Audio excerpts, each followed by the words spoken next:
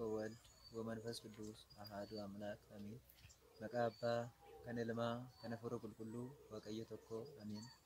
ያለተምቱቶ ማቲ ዋቀዮ ከነ ዋቀዮ ሲንጃለቱ ስንሌ ከነ ዋቀዮ ጃለተን መቃ ዋቀዮትን አከምቱርተን አምሳቲ ከነጌሰን አሜን። ገለንስ አብያተው ጀነ ከሰገለቴፈኑ ከኑ ፈየመ ዋቅነ ቦቲ ከኛ ዋግኒ ቁልቁሎታ ዋግኒ ከኛ መቃንሰ ከንገለቶ ምኑ ፍያተው ጋማቲ ዋቀዮ ሁንዱምት ከኛዩ dandeetti fi ogummaa inni nuuf kenneen waaqa keenya galateeffachuudhaaf kan uumamne yoo ta'u, gaabbolaawwan keenya haala yeroo irratti hundaa'een yuutuubii tokko jedhamu qindeessanii isa kanaan obbolaawwan garaagaraa barsiisuudhaaf waan karoorfataniif isinis gahee keessan bahuudhaaf gaabbootiin keenya akka dubbatan amantaan keessan akka duraanii akka abbootii haalli jireenya keessanii barri irratti jirtan garuu ogummaan keessan akka yeroo keessaniitti isiniif yaa ta'u jedhaniitini sagalee guddaadhaan nuuf dabarsanii jiru.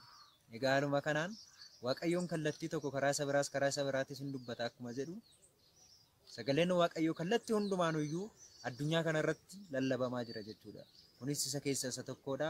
Karaa miidiyaa sooshaal miidiyaa kanaan yuutuubii tokkee jettaniitiin ilaaltanii hundumaayyuu argachuu kan dandeessan faaruu garaagaraa akkasumas yeedaloo yaaredaawii kan ta'een kan qophaa'e walaloo garaagaraa akkasumas barnoota fi wantoota barumsa lubbuu fayyadan kan jedhame asirraa argachuu dandeessanii hundumti keessanuyyuu miseensa taataniitiin akka hordoftan maqaa Waaqayyootiin isin kan daawwachaa jirtan hundumti keessan tokkeet yuubin sagantaa isaa kan yeroowwan darbee caalaa jechaadha. Sagantaa haaraa yookaan immoo miseensota haaraa qabatee dhufe akkuma maqaa isaatti tokkeet yuubin kan waliigala gamtaa tajaajiltootati. Sanarratti jechaadha tokkeet yuubin miseensota dabalachuudhaan miseensa haaraa namoota jajjaboo ta'an qabatee isinii dhufee jira. Isinis immooyyuu miseensa haaraa kanaan wal bartanii eenyu akka ta'an eessarratti akka tajaajilan akkasumas immoo kana booddee akkamitti akka wajjin turuu qabnu kan wajjinii wal baru ta'a. Ammas tokkeet yuubii wajjin sagantaa isaa hunduma hordofaati nu wajjin turaa isiniin jenna. Tokkeet yuubii wajjin akka taatan maqaa Waaqayyootiin Tokkeet yuubiin bara barnaa kana keessatti karoora hedduu qabatee barsiisota bebbeekamoo fi abbootii luboota akkasumas faarfattoota gurguddaa fi faarfattoota ijoollee xixiqqaa sagalee isaanii mi'aawu qabatee isin barsiisee isin hubachiisuuf qophii isaa xumureera. Tokkeet yuubii nu faana taa'aa gara tokkeet yuubii gaafa dhuftan barsiisota faarfattoota fi namoota tapha garaagaraa qopheessuu danda'an hunduma isaa kan argattan ta'a. Tokkeet yuubiin kan nama barsiisu kan nama bashannansiisuu danda'u sagantaa garaagaraa qabatee waan jiraatuuf hundumti keessanuu namoonni naannoo kana keessatti argamtan keessumattuu faarfattoota gaafa gubaa'een qophaa'e faarfattoota garaagaraa akkasumas taphattoota meeshaa kiraara hunduma qabatee waan jiruuf hunduma isaa affeertanii itti fayyadamuu dandeesse kan argattan kana hunduma tokkeet yuubirraa jechaadha. Tokkeet yuubiin sagantaa garaagaraa qabatee jira. Tokkeet yuubii wajjin turtii gaarii isiniin jenna. Faarfannaa isaanii dhaggeeffatanii kan hin quufne qooqni isaanii kan mi'aawu faarfannaa ijoollee daa'immanii walitti fufiinsa ni argattu. Sababa fageenyaaf waa rakkachuun oole. Maaliifis yoo jettan har'a yeroon tole gaabbi galuuf yaannaan himachuudhaaf cubbuu obbiraa dhabdanii luba abbaa lubbuu isuma fagoosan kan nutti dhiyeessu ulfaatas salphisee kan nutti agarsiisu maarree tokkeet yuubiin nuuf dhiyaatee jira.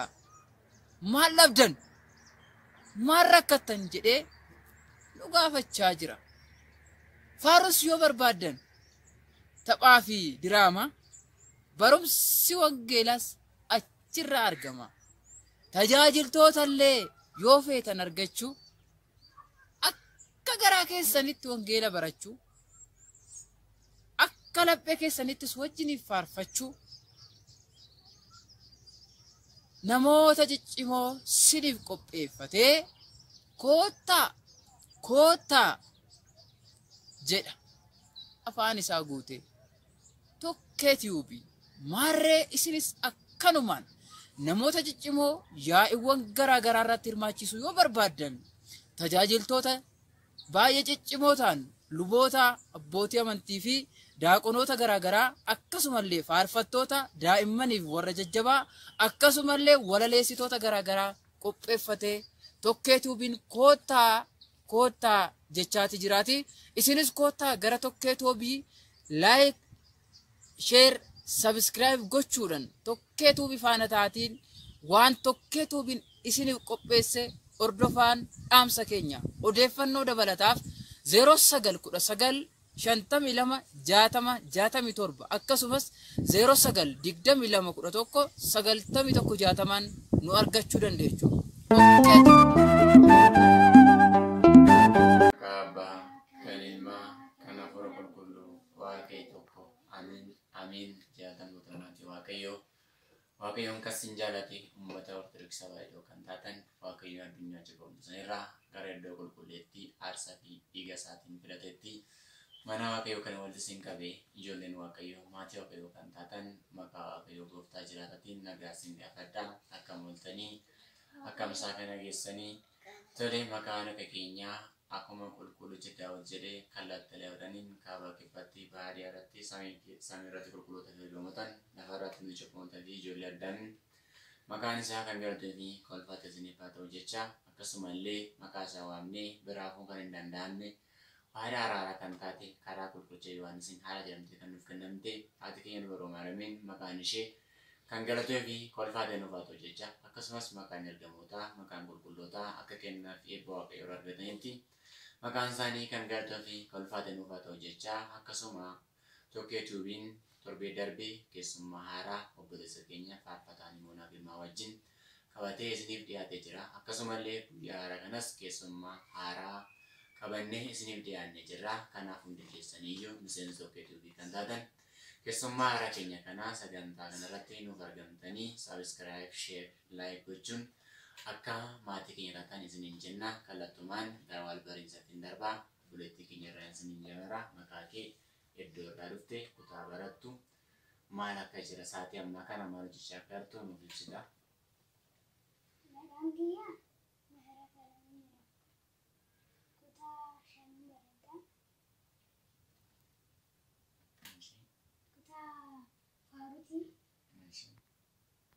Akkasumas waldaa tokko tuubii kanarratti har'a hirmaadheen jira.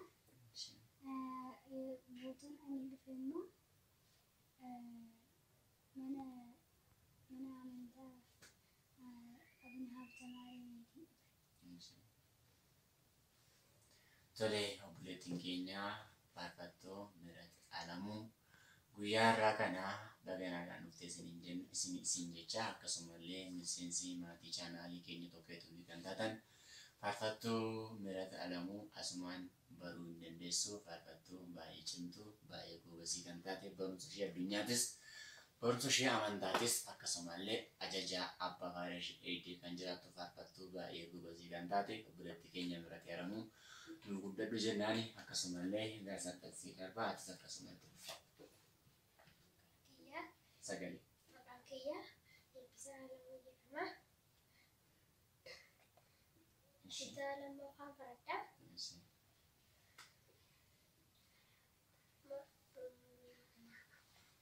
Mana amantaan tajaajila. Mana amantaaf abbooftumaa nan tajaajila. Achitti tajaajila. Tolee, akkuma agartan obboleessi keenya Eebbisaanis akkasuma obboleettiin keenya Siifan Alamuu isaan kun Obsineet Alamuu Chikootti dhiifama. Obsineet Alamuu fi Eebbisaa Alamuu faarfattuu Mihirat Alamuu isaan kun sadeenuu waan isin ajaa'ibu maatii tokkodha obbolaa tokkodha haati fi abbaan isaaniitis tokkodha. Isaan kun isheen kun akkuma obboleettii keenya faarfattuu Feenet Katamaa wajjin faaruu ishee duraa viidiyoo kan laaltan ta'e viidiyoo ishee jedhanii jirti. Isheen kunis akkasumallee faaruu dhuunfaa isheetti qopheeffattee qabdi. Akkasumallee obboleen ishee kunillee obboleessi keenya Eebbisaa Alamuu akkasumas Obsineet Alamuu karaa fuulduraatti kaayyoon isaanii faaruu kanallee kutaa faaruu wayii immoo tokkee tuubii kanatti makamanii faaruu faarfatanii akkuma obboleetti isaanii gammachuudhaan nu wajjin jiraachuu barbaadanii. Kanaaf maatiin chaanaalii tokkee tuubii kan taatan obbolaa keenya kanaa obboleetti keenya keessattuu faarfattuu Mihirat Alamuu akkasumallee obbolaa isheetillee jajjabaadhaan of guddadhaa bakka yaaddaan ga'an jechaati akkan faana taatanii nu jajjabeessan isin jedha. Kallattuma gaaffii lammaffaa karaa obboleetti keenya faarfattuu Mihirat Alamuutti darba. Tolee mi'aatii amantaa kee irratti wayin immoo gara fuulduraatti eessa ga'uu barbaadda? Maal ta'uu barbaadda? Faaruu kanaan cimtee gara fuulduraatti hiikama gandiraan wayin immoo hanga faarfatummaa fudhachuu barbaadda moo asumatti dhaabuu barbaadda faaruu kee kana? Faaruu kana asitti dhaabuun barbaadu maaliif waaqa kee galateeffachuun qaba, amantaa kee yaadachuu qaba. Amma dhumaatti faaruu dabalanii barsiisuudhaan barachuudhaan koorsii waan adda addaa dubbifnaa kana barachuudhaan faaruu adda addaa hojjechuudhaan uummata amantaa isaanii sirrii hin taane sirriitti deebisuudhaan kanatti barbaada. Tole, obboleettiin keenya faarfattuu Miirat Alamuun yaada baay'ee nama gammachiisu, yaada baay'ee namatti tolu nuuf ibsitee jirti. Keessattuu yaadni nuuf ibsite keessaa tokko namni fudhatu obbolaa shamarraniitaa fi daaqonnaa biratti mana waaqayyoo keessa jiraatti iccitii waaqayyoo barte uummata baranne barsiise har'aaf tajaajiltuu goruuf dhaaltu mootummaa isaa ta'uudhaaf kaayyoo guddaa qabdi. Kaayyoon isheetis warra baranne barsiiste hiriyoota ishee akkasumas goddanyoota ishee barnoota mana amantaa abinnatii yookiin immoo barnoota dubbinaa wajjin barattee akkasumas barnoota kutaa faaruu akkasumallee barnoota addunyaa keessatti cimtee nama iddoo gara hunduraa iddoo guddaa ga'uuf karoora qabdudha. Kanaaf hundi keessaniyyuu faarfattuu kana baay'ee isaanii jajjabeessaa saayinsiin hin jira. Akkasumallee obboleessa keenya eebbisaatti hin darbatu gara funduraa maal ta'uu barbaadda? Karoorri kee maali? Gara funduraa maal ta'uu barbaadda?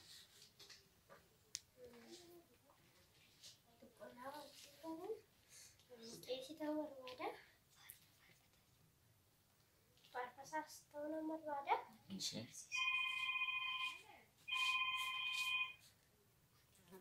Wangeela barsiisuudhaas ta'uu nan barbaada. Ishee tole, obboleessa keenya eebbisaanis galatoomi jennaan ilaala. Daa'imman gara koo dhufanii hin dhoowwinaa jedhee akkuma dubbate Waaqayyoon.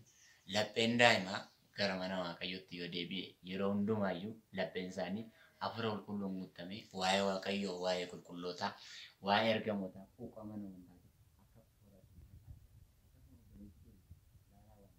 daa'ummaa isaa irra taa'ee barnoota mana amantaa abinnatii barate daaqonii ta'ee akkasumallee akkuma obboleettii keenya Miirat Alamuu faarfataa ta'ee akkasumas barsiisaa wangeelaa ta'ee addunyaa kana akkuma isin hooraa deemaa akka ashawoo mi'aa addunyaa kana barsiisaa deemaa Waaqayyo duukaa isaatti seera isaa kenne.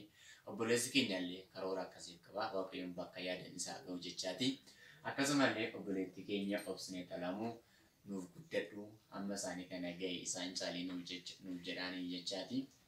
Tole, akkasuma maatii keenya keessummaa guyyaa irraa qabannee isin dhiyaanne keessaa faarfattuu baay'ee faaruu ishee beekamaa kan ta'e faarfattuu Feenet Katamaa guyyaa irraa sababa gubaa'een iddoo adda addaatti waan qophaa'uuf akkuma beekamu namni faarfataa gaafa ta'e iddoo tajaajilu hundatti deemee tajaajile barsiisaa yoo ta'e bakka itti waamametti deemee barsiise luba yoo ta'e bakka itti tajaajilu hunda isaatti yoo deemee tajaajile dirqama isaa akka ba'u waan itti kenneef obboleettiin keenya faarfattuu Feenet Katamaatis guyyaa har'aa kana akkuma guyyaa boruu gooftaan keenya fayyisaan keenya qoricha addunyaa kan ta'e madaanii alamiin kabaja isaatiin wal qabate gubaa'een qophaa'ee waan jiruuf gara gubaa'ee sanii deemtee turte torbee dhuftu qabannee isin dhiyaachuu dandeenya. Tole, akkasuma maatii keenya kana faaruu Miirat Alamuu mee isaan sadeen obboleen ishee kuni waliin hoggaanuu faarfatan isin immoo nu caqasaa isin jennaan mee faaruu Miirat Alamuu hundi keessaniyyuu isin sadeenuu sagalee keessan kadhatoo nu faarfadha. Kaasaa hin sodaanne.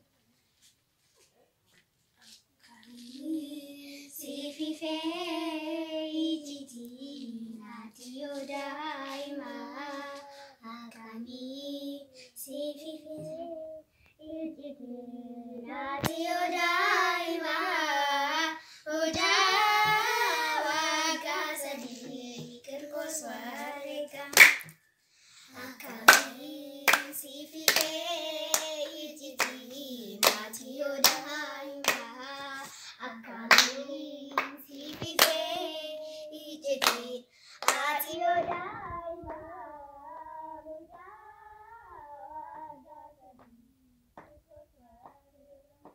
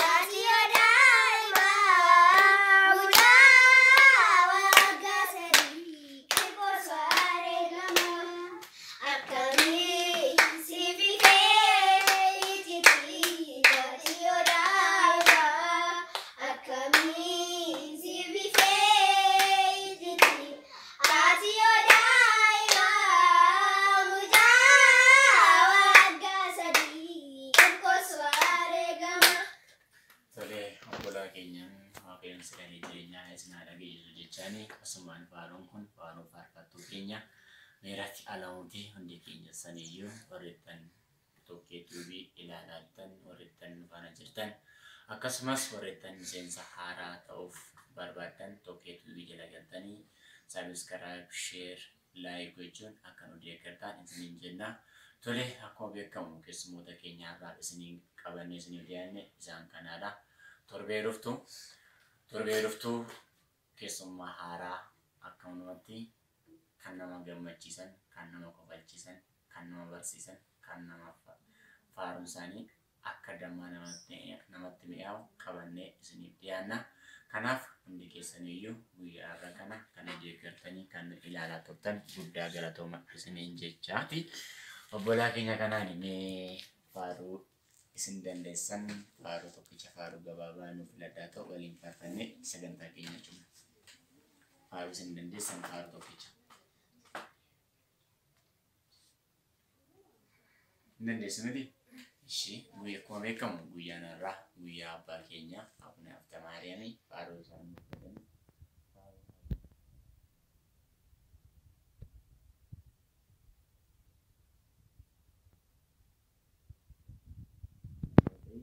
Sagalee keessan ol kaasatoo faarfaddaanii. Abuur